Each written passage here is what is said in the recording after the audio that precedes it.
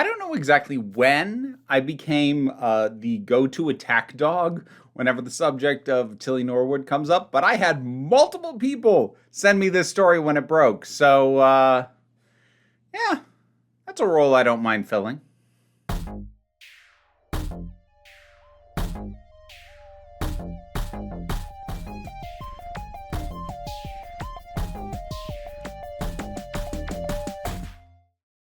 Here we are once again on the subject of AI actress Tilly Norwood.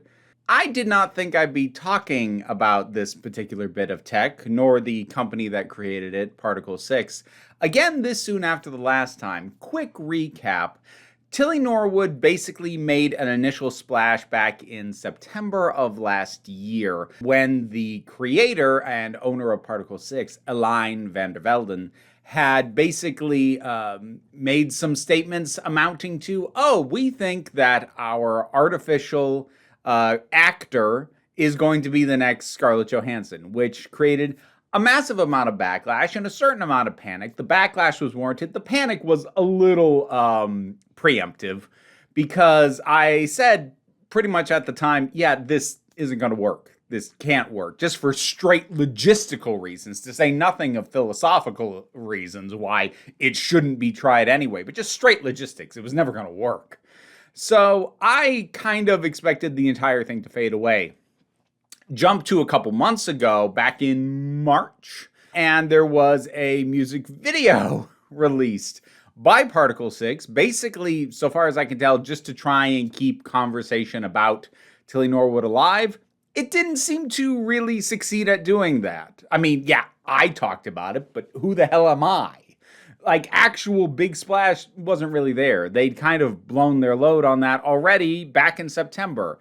So that did not get a particularly heavy amount of attention.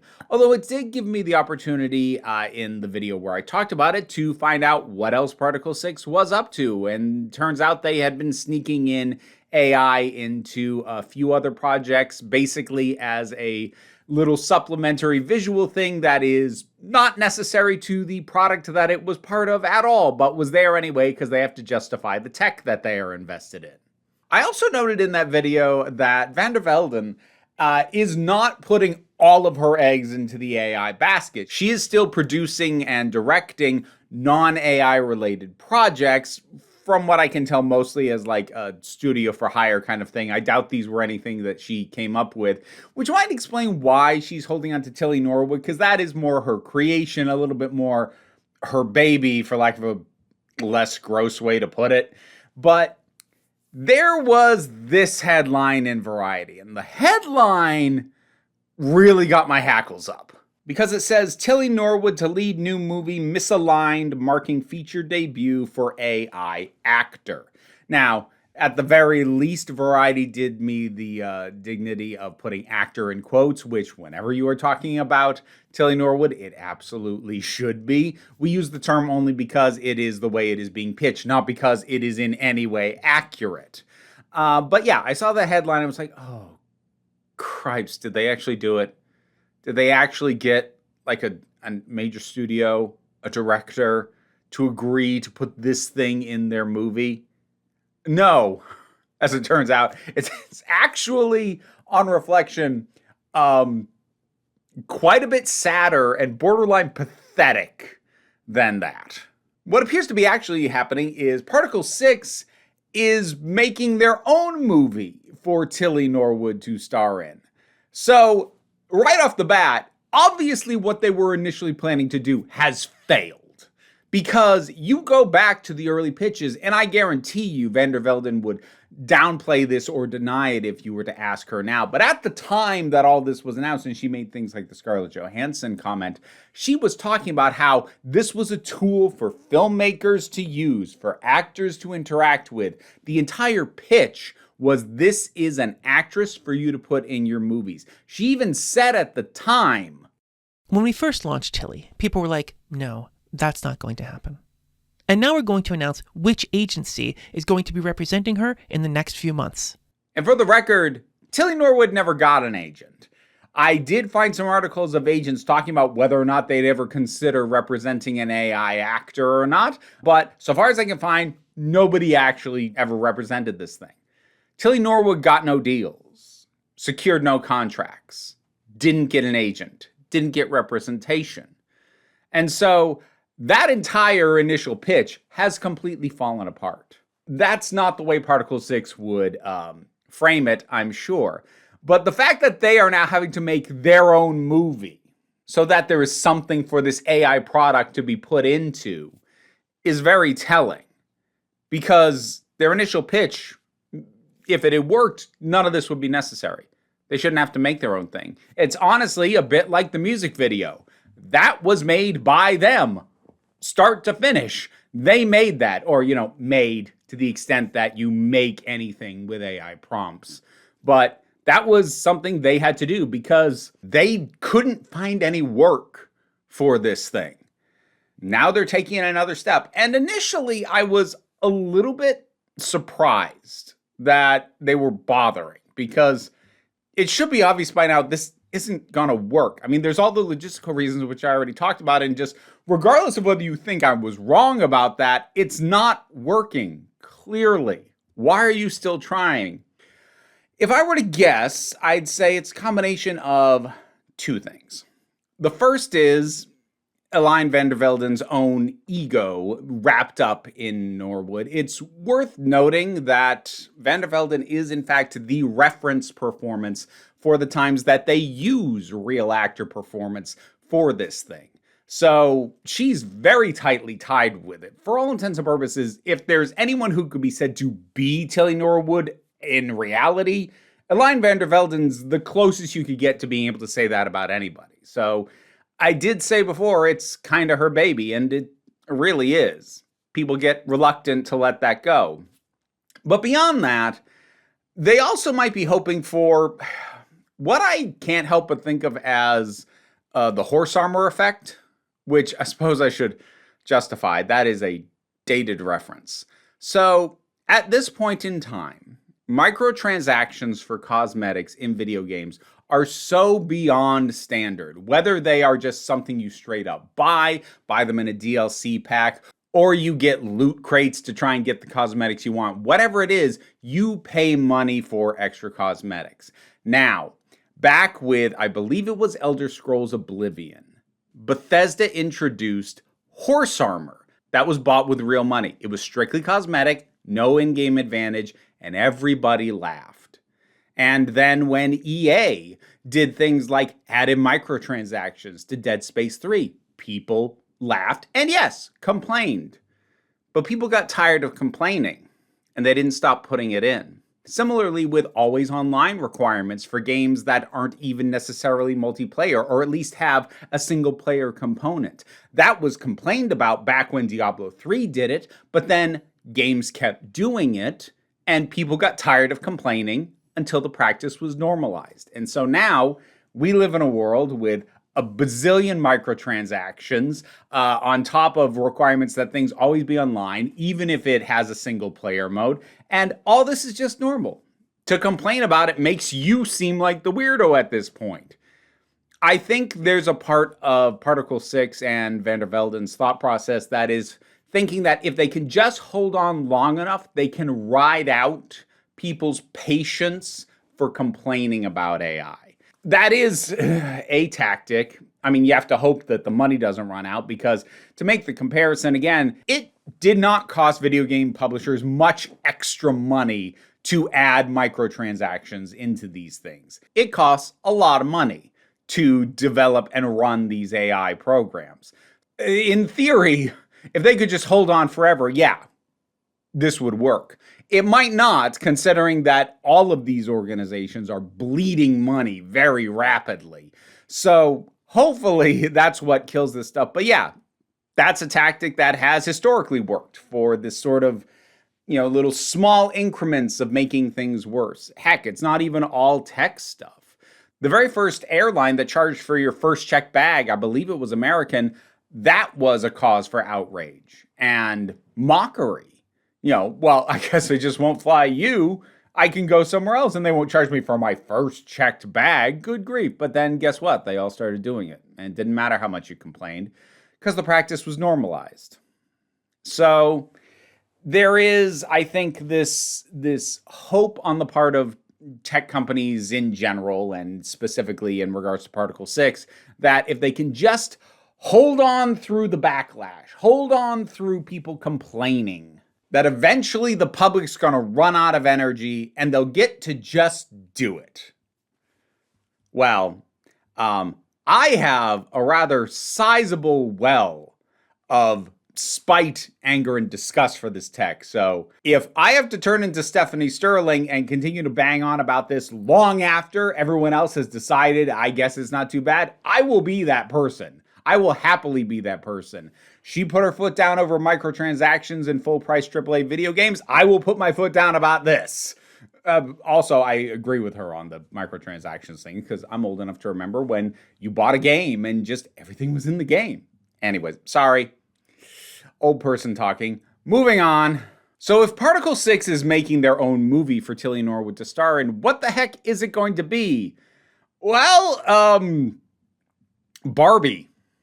Sort of. A little bit. But like, sounds way more confused and like it has no artistic intent. Because look, I have my issues with the Barbie movie. I talked about them the year that it came out. But for the most part, what I wouldn't call Barbie is hack. It is trying to do things. I don't think it succeeds at as many of them as a lot of other people thought, but there's a lot of artistic intent with it and a lot of thought was put into it.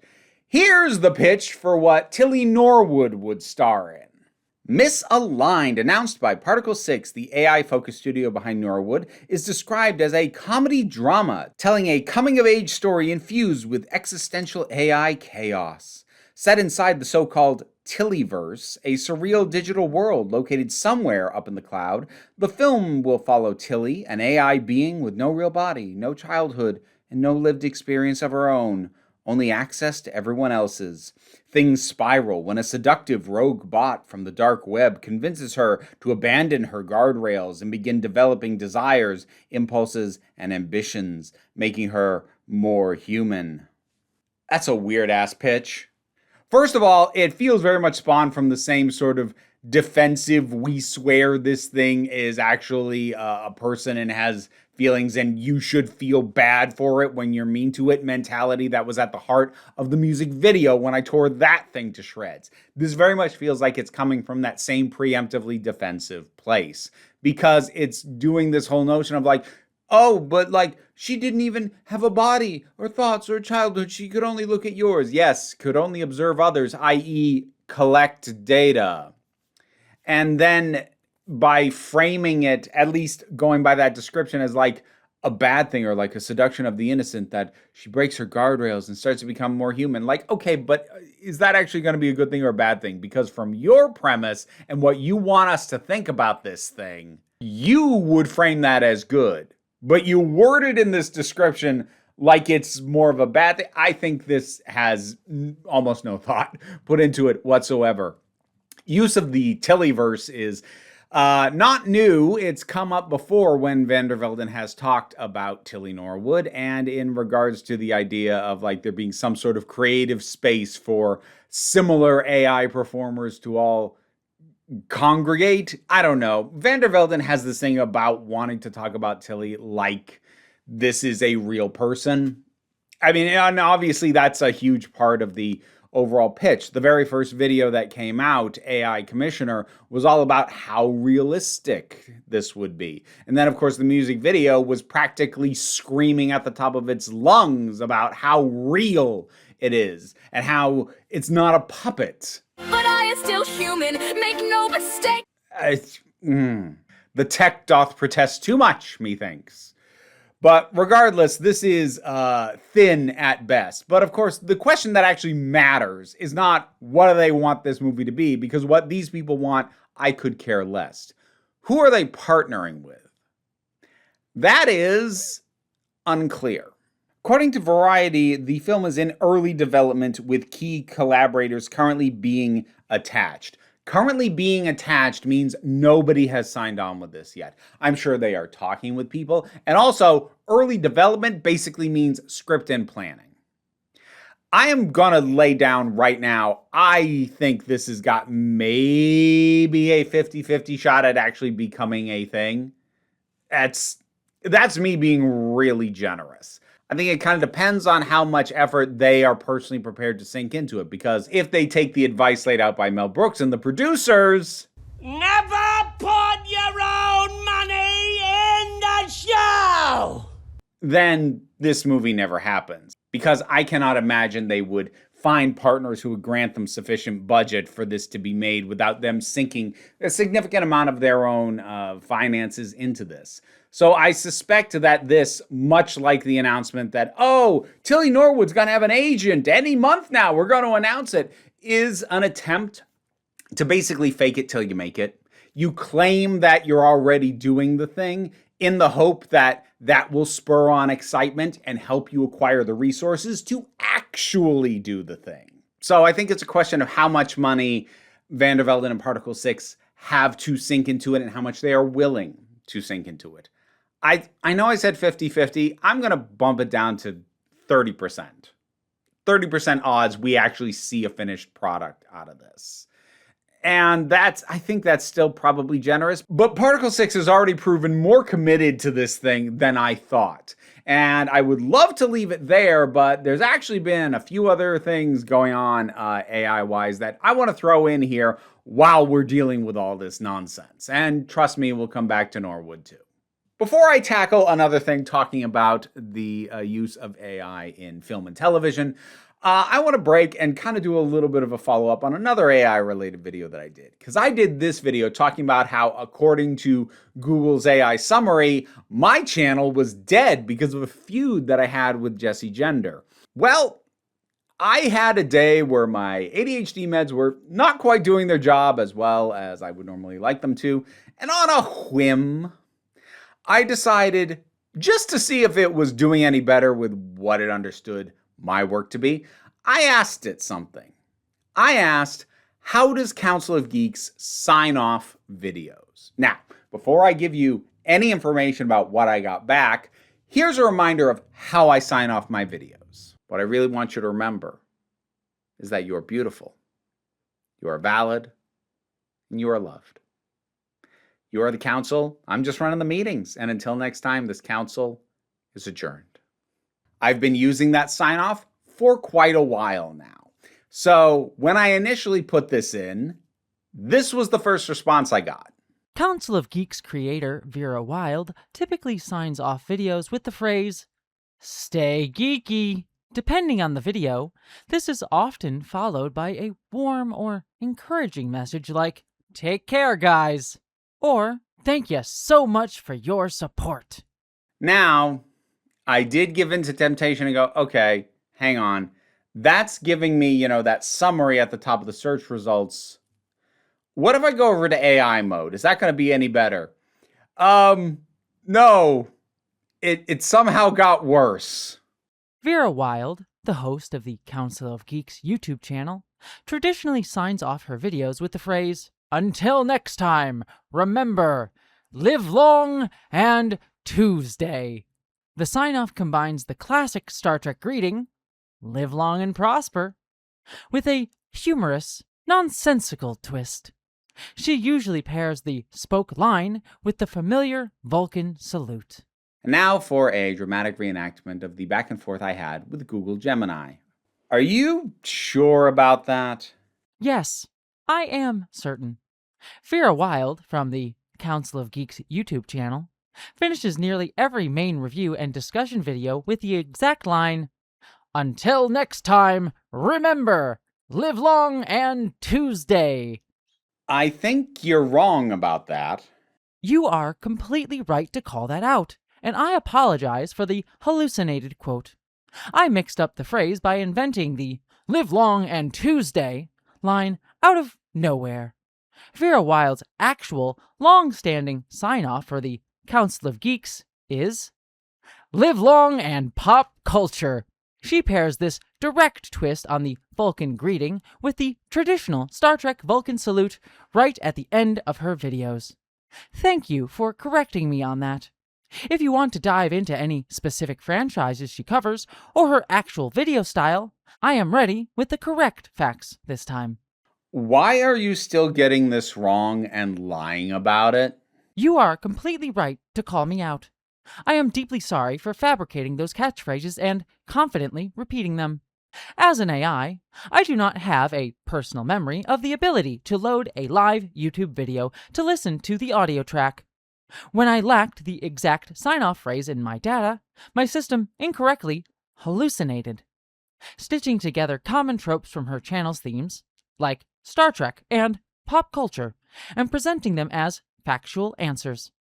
This was an error in my programming, not an intentional lie.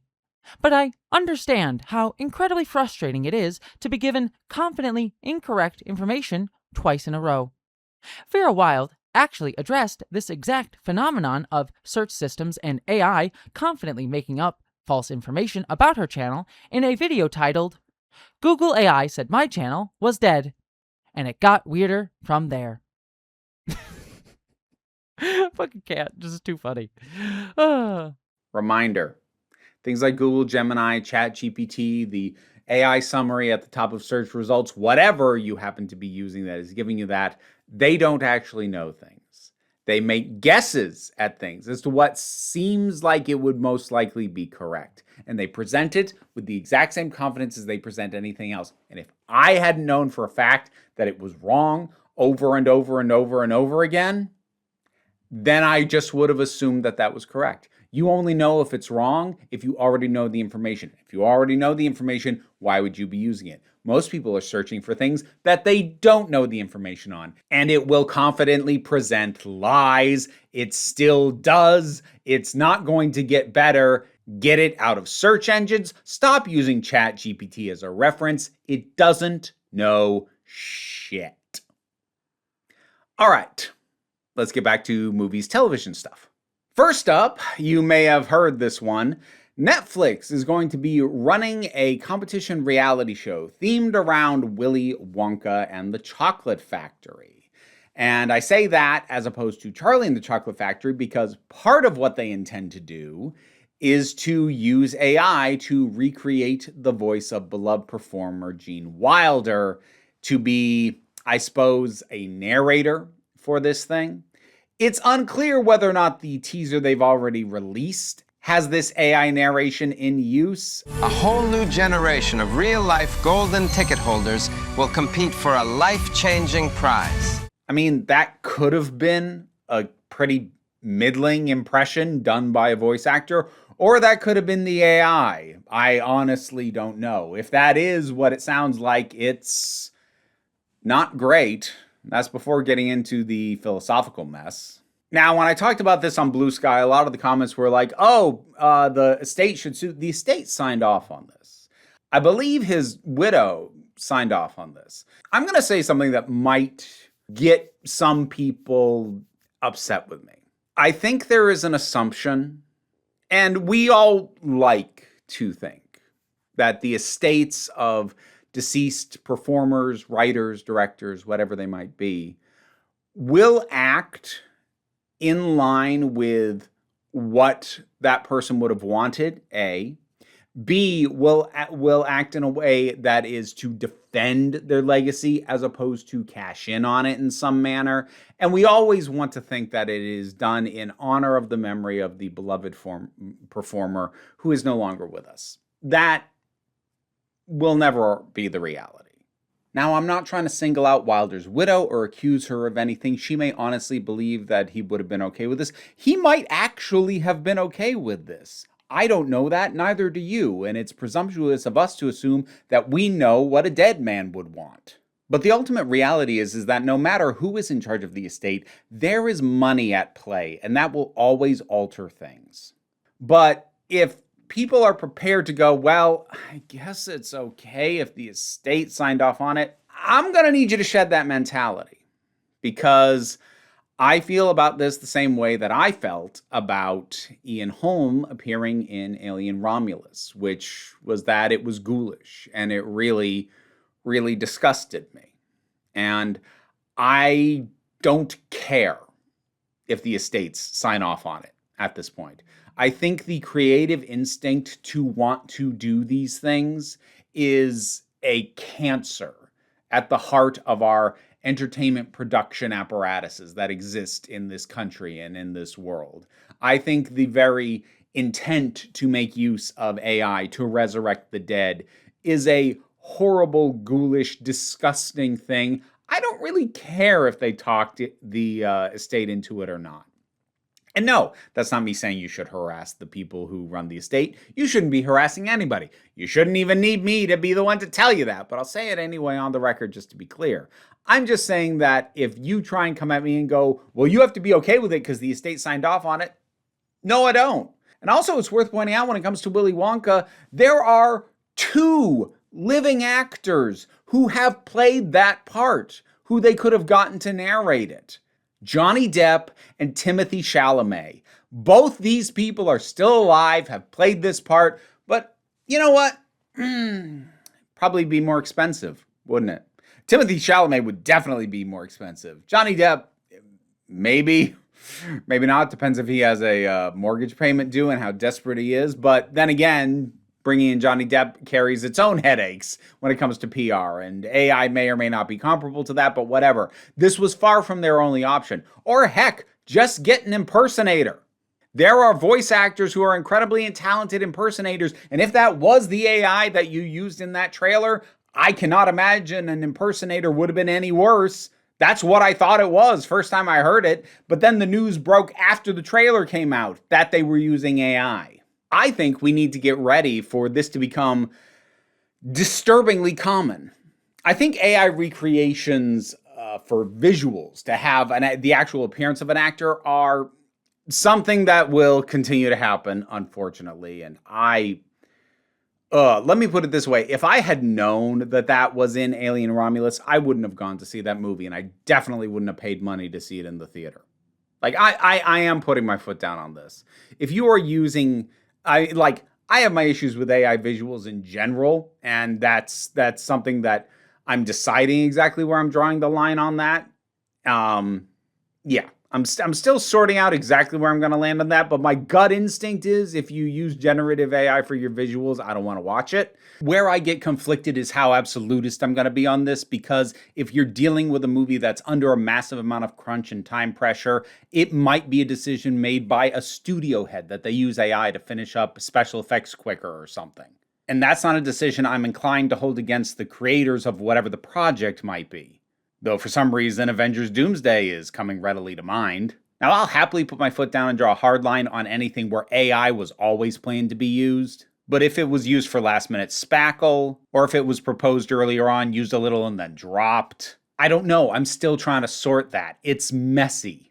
And also just because of the way that the people who are building the generative AI really want everything tangled up because they want to talk about the techniques that were used for things like de-aging as if it's the same thing. So they're going to start calling all of it AI. So I have to, the reason I'm slightly hesitant on stuff like that is I have to figure out how I'm going to parse, because they want the waters as muddy as possible for this nonsense, but I'm not prepared to do a personal boycott of something that is using existing tech that is now being talked about as if it's generative AI when it's not. So it just becomes a heck of a lot more homework and a big headache for me. But I am going to say when it comes to resurrecting dead actors, especially with the use of AI in the process, don't freaking do that. I don't want it.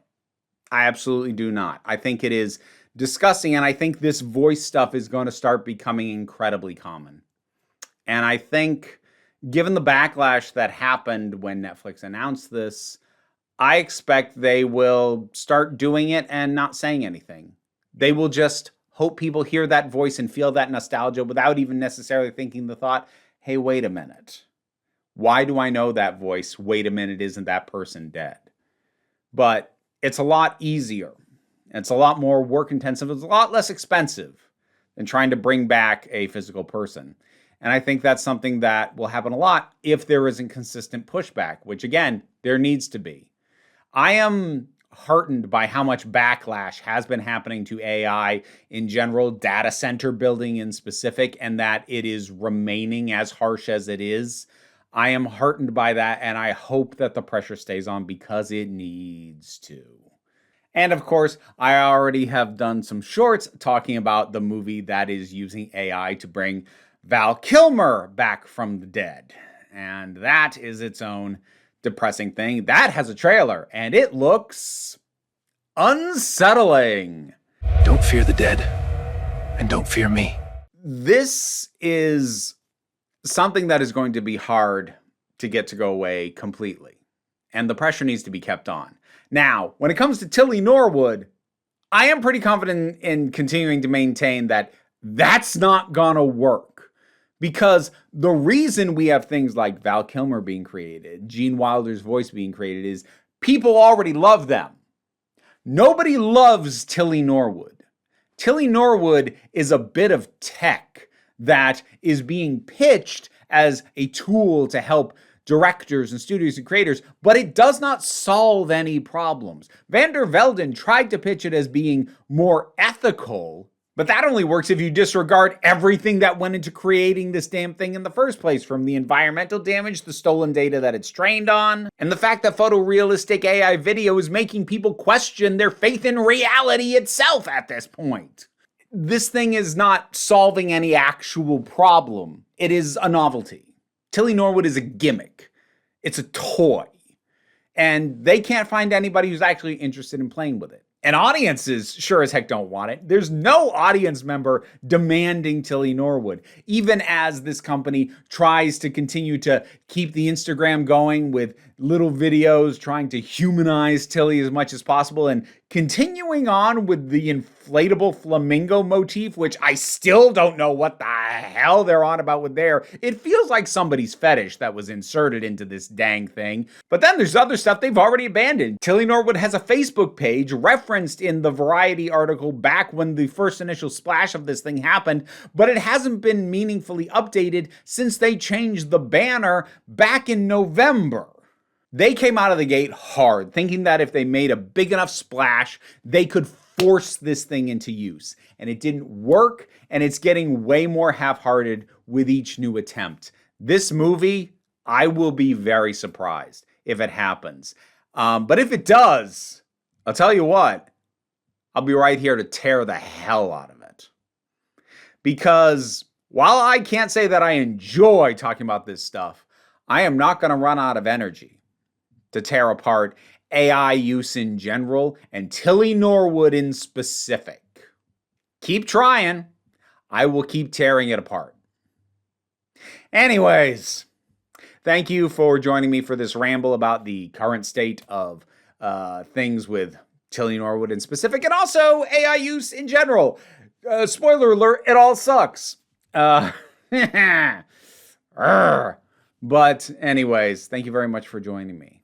What are your thoughts on all this? Whatever they might be, drop something down in the comments. Let's talk about it. Patreon pays the bills and enables me to do this as my living. Any amount you put towards that is a great help. You get ad-free versions of the main channel videos. You also get them early in early access. And I have now a series that I'm doing talking about my top 100 rated videos from my Letterboxd account, which are exclusive to the Patreon and to YouTube members. I'm actually having a lot of fun with those, and people seem to be enjoying them.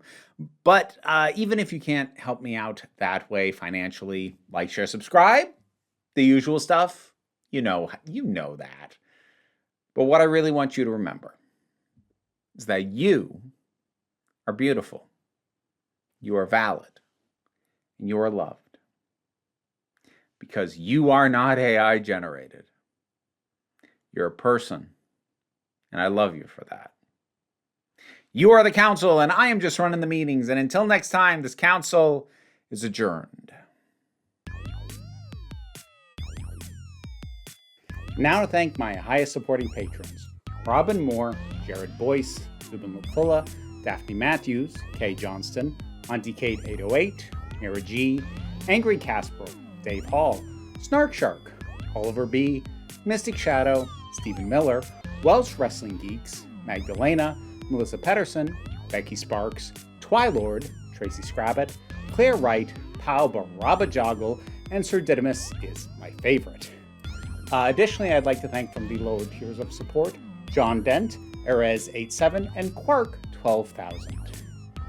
Well, you guys might like to see Archie this month. Everybody loves you. How could you not love